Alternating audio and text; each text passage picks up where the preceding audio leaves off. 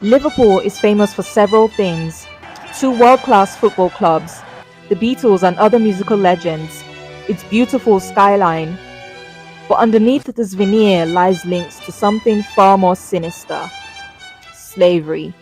Between the 1700s and 1800s, ships from Liverpool carried over 1.5 million Africans across the Atlantic.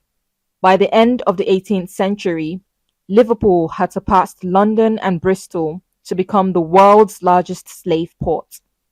In fact, the city's economy was so intricately linked to slavery that it was described as the metropolis of slavery.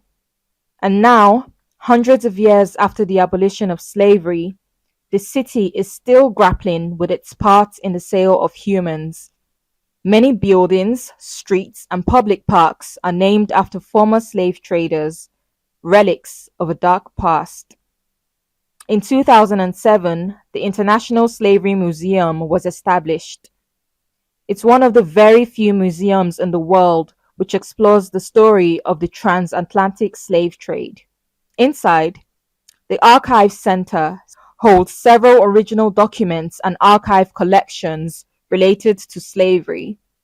There's a section about life and culture in West Africa before the trade.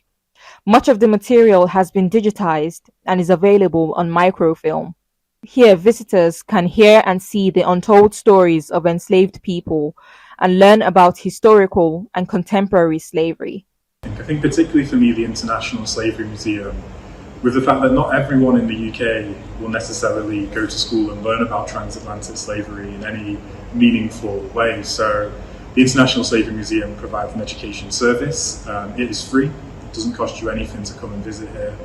And you can come through these doors and get a good understanding of transatlantic slavery and how it has shaped the world around us. The museum is located along the Liverpool waterfront and only yards away from key sites during that period in history. Behind me is the Canning Graving Docks, which played a crucial part in the slave trade. Here, ships were cleaned and repaired in between sailings, ensuring that they were ready for the next journey to Brazil, Cuba, and the Caribbean. The museum attracts thousands of visitors a year, a sign of Liverpool's renewed commitment to addressing its ties to the trade. But there are growing calls for justice for the descendants of slaves. Last month, the UN published a report calling on countries to consider financial reparations for transatlantic slavery. I mean, it's one of the many injustices of transatlantic slavery that upon abolition, it was the owners of enslaved people who were compensated at the cost of the British taxpayer, rather than the enslaved people who lived their lives in servitude, whose children lived their lives in servitude. But there's also the wider economic system and the injustices that created as a result of transatlantic slavery. Liverpool, a city built on the slave trade, became home to the oldest Black community in Europe. And as Black History Month winds down, the Slavery Museum is hoping it can encourage people all year round to remember and to act. Rita Osakwe, Arise News, Liverpool.